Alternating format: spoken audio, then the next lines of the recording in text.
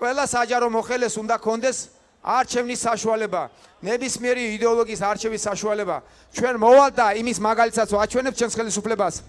როგორ კულტურულად მოექცევით ჩვენს ოპოზიციას. ბიძინას ეს ბიძინა ეხა რა ტონალობაში ლაპარაკობს, რა ლექსით ლაპარაკობს და ეს ეხა ბოლოს რო ინტერვიუ რო ქონდა კაცის რძეს და რაღაცეებზე რო ლაპარაკობს, არა ორი ვაფშე სხვადასხვა ტიპია. კი, ეგრეა. არა, მე მგონი რომ ერთი ტიპია უბრალოდ საქართველოს რომ მოაჯდა კარგად, გარშემოც რომ ესე იგი მიმოიხედა რომ რაღაც იქით ერდოღანი, აქეთ ალიევი, იქით პუტინი, რაღაცა ირანი, დასავლეთიდან ვინ მოდის დასავლეთიდან? რა მოდის დასავლეთიდან? აი ბიძინასთვის მესიჯი რა. ტრამპი მოდის და მოვიდა რა. ხო, ანუ ტრამპამდეც რა იყო, ორბანები და რაღაცა ესეთი რაღაც ბნელეთის რაინდები. ხო, ანუ სოფლიო წესრიგი იდეალური იყო რა. კი, ხო და ნუ ბიძინა, ანუ ძალიან კარგად ერგებო. არ იქნება ეს ძალადობრივი იდეოლოგია გამოყენებული როგორც არის დღეს და აღარასდროს აღარ გაგვიგვირდება რომ თურმე საჯარო მოხელე ოპოზიციას უჭერს ხარს. ეს გახდება ჩვეულებრივი მოვლენა.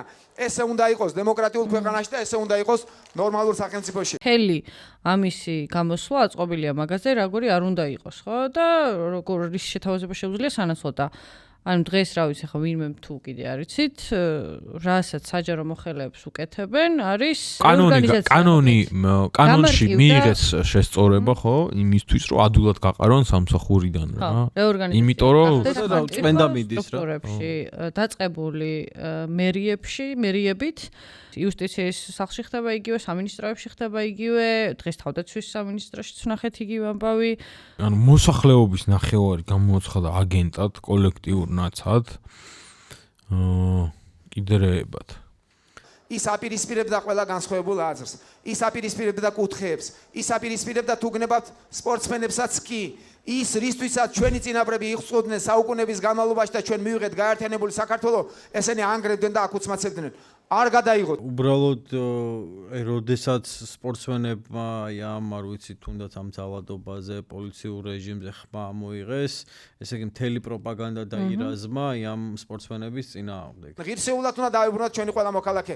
ჩვენ ღირსეულად უნდა მოექცეთ მათ და მივცეთ საშუალება, რომ ჩვენს რიგებში ჩადგნენ ისინიც. ხო, თან პრობლემა გაი რომ სივრცესაც არ გიტოვებს რა, დღეს ეს აგენტად გამოცხადების ფონზე და განსხვავებული აზრის აბსოლუტური დევნის ფონზე ფაქტობრივად გეუბნება რომ თანაცხოვრება შეუძლებელია რა თუ ზუსტად არ გაიმეორებ იმას რას მე მინდა